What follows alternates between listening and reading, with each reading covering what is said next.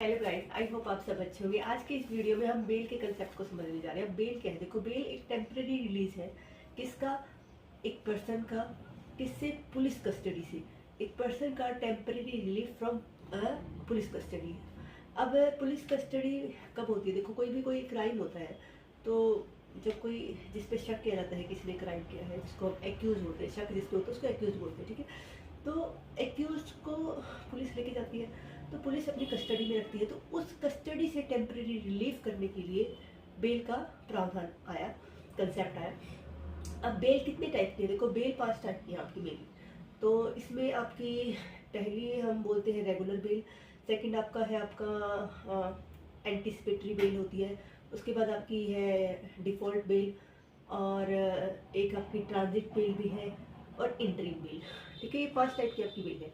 Transit bell तो देखो क्या है आपकी, ये वैसे डिफाइन नहीं है कहीं पे भी, लेकिन इसमें आपका ये है कि मान लो आप किसी एक स्टेट के हैं और आपने आपकी एफआईआर किसी और स्टेट में या अरेस्ट कहीं और होना है, तो जो आपको ये ट्रांजिट मतलब वहाँ से वहाँ जाने का जो है, तो वो शॉर्ट पीरियड के लिए मतलब ली जाती है, ठीक है। उसके लिए आप बेल अप्लाई करते हो।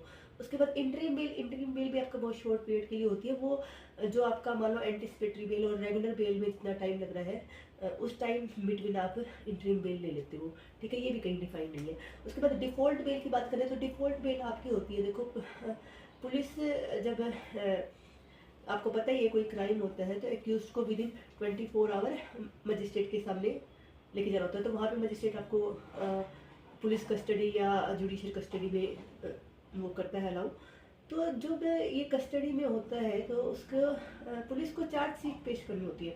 तो चार्जशीट का मेनली टाइम होता है 60 डेज नॉर्मली, बट 90 डेज तक भी है कभी कहीं कहीं। तो जब वो अपने पीरियड में अगर चार्जशीट नहीं पेश कर पाती, 90 डेज हो गए फिर भी चार्जशीट पेश नहीं गई, तो यहाँ पे ऑटोमेटिक उसको पर्सन को एक्यूज को डिफ़ॉल्ट बेल मिल जाती है। डिफ़ॉल्ट बेल का आपका 167 टू सीआरपीसी में डिफाइन है ये। उसके बाद आपका आता है एंटिसिपेटरी बेल। जब आपको लगता है कि ऐसा मतलब कि आपको लगता है कि पुलिस आपको अरेस्ट कर सकती है, तो ये जो बेल है ये आप बिफोर अरेस्ट अप्लाई करते हो। बाकी सब तो आप अरेस्ट हो रहे हो उसके बाद अप्लाई कर सकते हो, बट ये एंटिसिपेटरी है कि आपको थोड़ा सा लगा, मतलब आपको अंदेशा हुआ है कि आपको पुलिस अरेस्ट कर सकते हैं, तो बिफोर अरेस्ट आप एंटिसिपेटरी बेल लेके आते हो। तो यहाँ पे कोर्ट डिसाइड करती है वो देखते हुए। उसके बाद आपकी रेगुलर बेल आती है जो बहुत इंपॉर्टेंट है। रेगुलर बेल देखो आपका क्या है, उसमें आप देखा जाता है आपका जो ऑफेंस है वो बेलेबल है या नॉन बेलेबल है। अगर बेलेबल है तो आपको बेल मिल ही जाती है, वो पुलिस से मिले या कोर्ट से, वो आपका डिफाइंड है सीआरपीसी 436 के अंदर। लेकिन अगर नॉन बेलेबल है तो आपका 437 में मजिस्ट्रेट के द्वारा, और 439 सीआरपीसी में आपका सेशन कोर्ट या हाई कोर्ट के द्वारा आपको बेल दी जाती है। वहाँ पे कंसिडर किया जाता है कि आपके फैक्टर देखे जाते हैं। देखो, क्राइम की ग्रेविटी देखी जाती है, एज, जेंडर, उसके बाद रिपीट ऑफेंडर तो नहीं, और सोसाइटी को कोई डेंजर तो नहीं, या वो टेम्परिंग ना कर ले एविडेंस के साथ, या फ्लू ना हो जाए, मतलब भाग ना जाए। तो ये सब कुछ देखा जाता है। देखो, ये सब फैक्टर है जिसको कंसिडर करके ही बेल दी जाती है। तो ये आपने समझ लिया।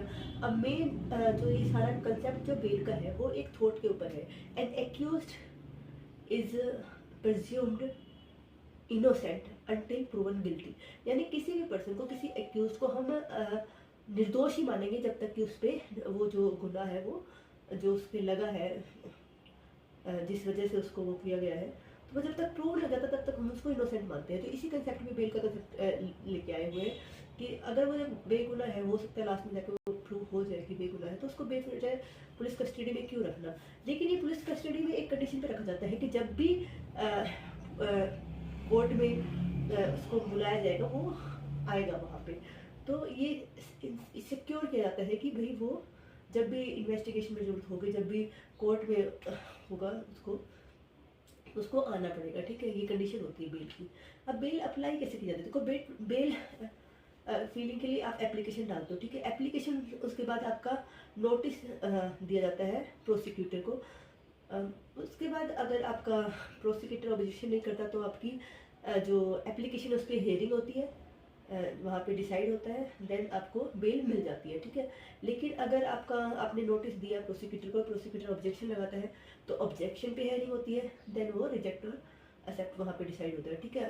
नॉर्मली रिजेक्ट हो जाती है अगर प्रोसिक्यूटर ऑब्जेक्शन हो तो ये एक आपका बेल का है। बेल मिल गई तो फिर आपको क्या है, बेल बॉन्ड पे आपके साइन होते हैं, वहाँ पे आपके पेमेंट जमा करवाने होती है और 2 सिक्योरिटी लगती है, ठीक है। तो ये आपका बेल का प्रोसीजर है। अब बेल आपको बेल का ऑब्जेक्ट क्या था? बेल का ऑब्जेक्ट मेनली ये है कि आपकी पर्सनल लिबर्टी बनी रहे, ठीक है। दूसरा ये जो आपका ये जो थॉट है कि प्रज्यूम्ड इनोसेंट, इस पे था कि इस थॉट पे हमारा काम था। तीसरा ये है कि भाई किसी जो पुलिस पे एक्स्ट्रा बर्डन या जेल में एक्स्ट्रा ओवर बर्डन को या अननेसेसरी डिटेंशन से बचा जाए, तो ये सब इसके ऑब्जेक्ट है बेल के। इसके अलावा आपको पता है फैक्टर आपको बेल के यही है कि आपकी एज वगैरह देखी जाएगी कि age, gender, gravity of offence. अब मेन अगर इसमें केस की बात करें तो इसमें है state of Rajasthan versus Balchand का केस था। यहाँ पे एक कंसेप्ट निकल के आया था कि bail is rule and jail is exception. ये बहुत फेमस केस है आपका। तो और इसके अलावा हुसैना खातून वर्सेस आपका स्टेट ऑफ बिहार का जो केस था, उसमें भी आपने देखा कि कितने आपके प्रिजनर्स को, जो कि तो स्पीडी ट्रायल का वहाँ पे आया था और एक जो अंडर ट्रायल कितने प्रिजनर्स को वहाँ पे रिलीफ मिला था। तो ये सब आपका इसी कंसेप्ट पे बेस है। तो बेल आपका मेनली यही है कि जब तक कि गिल्टी प्रूव नहीं हो सकता तब तक वो एक्यूज इनोसेंट ही प्रज्यूम किया जाएगा। आई होप आप सबको समझ